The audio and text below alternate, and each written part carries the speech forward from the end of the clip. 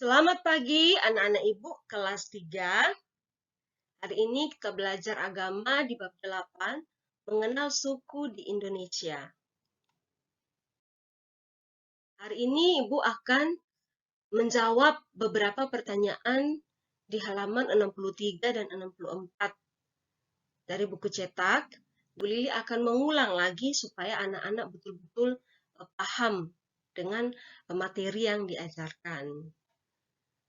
Ibu mulai dari Mazmur 117 ayat 1 dan 2 sebagai acuan, sebagai ayat untuk bab 8 ini.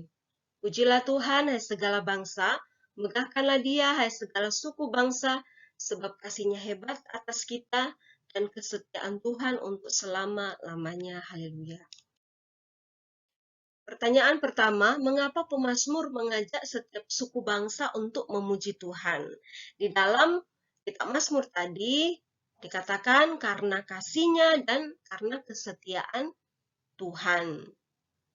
Jadi kita setiap suku bangsa ini diwajibkan untuk memuji Tuhan. Alasannya, alasan pribadi, karena kita sudah diselamatkan, Tuhan Yesus sudah menebus kita melalui kematiannya di kayu salib. Jadi kita sudah memperoleh keselamatan melalui pengorbanan Tuhan Yesus. Kasih-Nya yang besar. Nah, selain itu, pertolongan Tuhan setiap hari yang kita rasakan.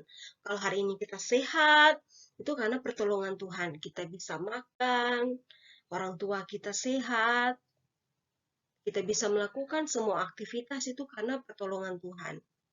Itu yang patut kita syukuri lewat pujian kita kepada Tuhan. Selain itu, nak, kasih Tuhan juga melalui keberagaman suku bangsa. Kalau ibu sebagai orang NTT bersyukur dengan kasih Tuhan memberikan daerah yang indah, misalnya Pulau Komodo, dengan ada pantai yang indah, punya lagu daerah, punya alat musik tradisional, sasando, punya rumah adat, dengan pakaian daerah yang berbeda-beda, itu merupakan anugerah Tuhan untuk suku ibu.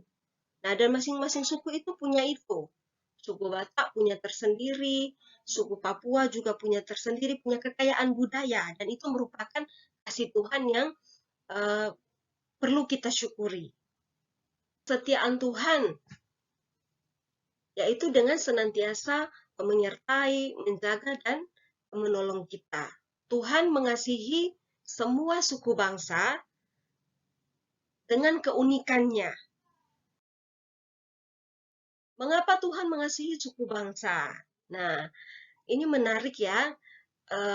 Anak-anak menjawab karena Tuhan Yesus memberi perintah kasihilah sesamamu manusia. Jadi sebelum Tuhan Yesus memberi perintah itu, Tuhan Yesus melakukan dulu, mengasihi suku bangsa. Dan itu bagus.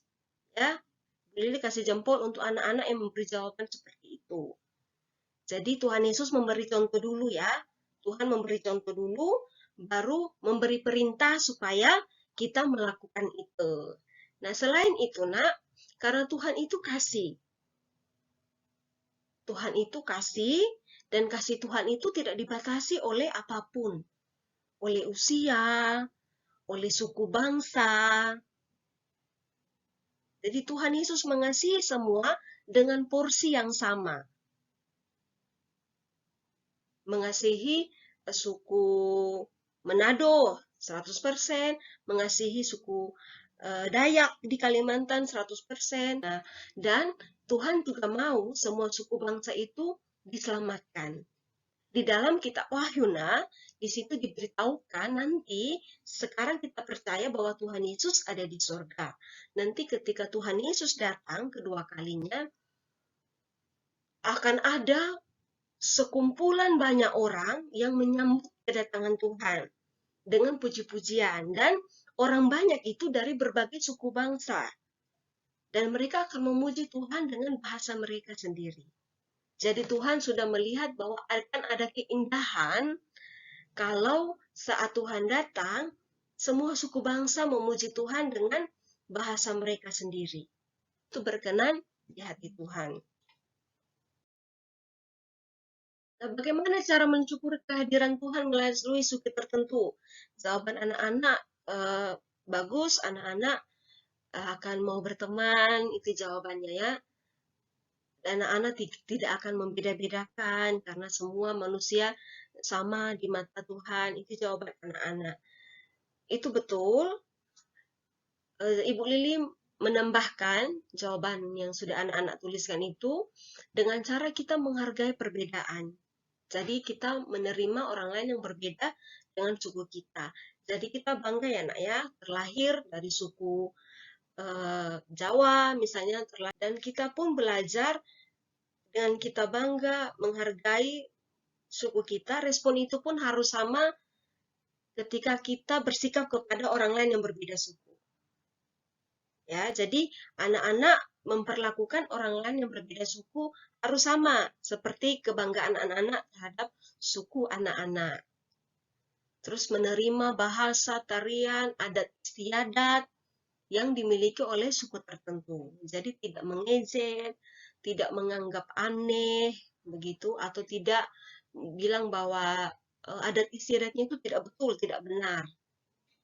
Dan yang utama tadi ya, memuji Tuhan dengan bahasa, tarian, alat musik tradisional. Baik kita lakukan dengan suku kita atau misalnya ada orang dari suku lain yang melakukan itu, kita harus memberikan dukungan. Ya, kita harus apresiasi itu.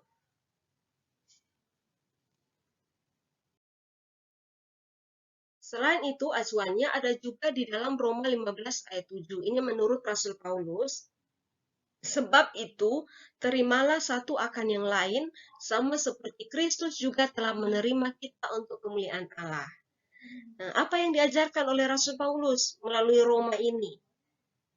Kita harus menerima orang lain yang berbeda dengan kita.